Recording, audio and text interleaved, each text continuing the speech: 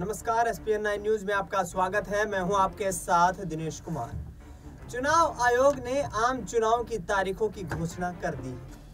इसके साथ ही सबसे बड़े सूबे राजनीतिक आधार पर देखा जाए तो उत्तर प्रदेश में राजनीतिक सरगर्मियां गर्म हो रही हैं। इस बीच आपको बता दें कि पिछले दिनों जिस तरीके से ओम प्रकाश राजभर, जिनको उत्तर प्रदेश कैबिनेट विस्तार में कैबिनेट मंत्री बनाया गया है, उन्होंने एक बड़ा बयान दिया है।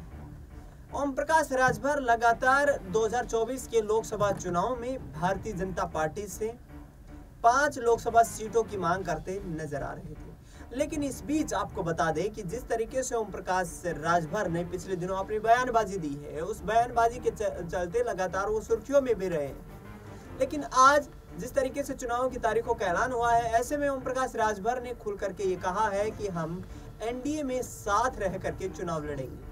उन्होंने कहा है कि प्रधानमंत्री नरेंद्र मोदी की अगुवाई में हम चुनाव लड़ने वाले हैं। आपको बता दें कि इससे पहले जब उनको मंत्री नहीं बनाया गया था, तो विभिन्न मीडिया चैनलों पर दिए इंटरव्यू में उन्होंने साफ तौर पर भारतीय जनता पार्टी और समाजवादी पार्टी दोनों दलों पर निशाना साधा था। उन्होंने कहा था कि यदि हम जिसके साथ नहीं रहेंगे उसकी मुश्किलें बढ़ना तय है। 2017 और 2022 के यूपी विधानसभा चुनाव का भी ओम प्रकाश राजभर ने हवाला दिया था। ओम प्रकाश राजभर ने कहा था कि 2017 में जिस वक्त हम भारतीय जनता पार्टी के साथ थे, उस वक्त विधानसभा में 324 सीटों पर भाजपा को जीत मिली थी।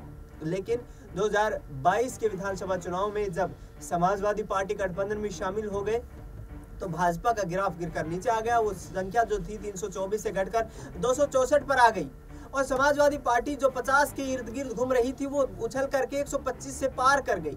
यानी कि ये संकेत उस वक्त दिए ओम प्रकाश राजभर ने जब चुनाव की तारीखों का ऐलान होने वाला था। इसके साथ साथ यूपी कैबिनेट विस्तार भी होने वाला था और ओम प्रकाश राजभर लगातार अपनी बेबाक अंदाज के चलते, अपने बयानों के चलते सुर्खियों में रहते। लेकिन जिस तरीके से अब उनको कैबिनेट मंत्री बना दिया गया है, 5 सीटों की मांग करते नजर आ रहे हैं। उन्होंने कहा है कि बीजेपी के नेतृत्व में हमें जो भी जिम्मेदारी दी जाती है उसको निभाएंगे, लेकिन 5 सीटों पर हम चुनाव लड़ने की कोशिश करने वाले हैं। यानी कि साफ तौर पर ओम प्रकाश राजभर ये कहते नजर आ रहे हैं कि पूर्वांचल की जो 18 सीटें हैं, 16 जिलों में 18 विधानसभा सीटें, जहां पर राजभर वोट बैंक 4% है, वहां पर हमारी मजबूत पकड़ है। और कहीं ना कहीं आंकड़ों के जरिए ओम प्रकाश राजभर तमाम राजनीतिक पार्टियों को डराने की कोशिश कर रहे हैं। ये उनके तमाम बयानबाजी से भी प्रतीत होता है। जिस तरीके से उन्होंने पिछले कुछ वक्त में अपने बयान दिए हैं कि हम लगातार भारतीय जनता पार्टी हो, समाजवादी पार्टी हो, हम सवाल पूछते रहेंगे, लोगों के लिए काम करवाते रहेंगे। उन्होंने महाराजा सुहेलदेव के लिए भारत रत्न तक की मांग कर डाली है।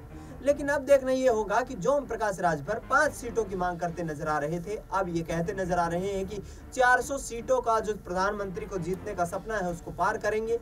लेकिन क्या 5 सीटें ना दिए जाने पर फिर से इंडिया गठबंधन या समाजवादी पार्टी के साथ मिलकर चुनाव लड़ने की तैयारी करेंगे?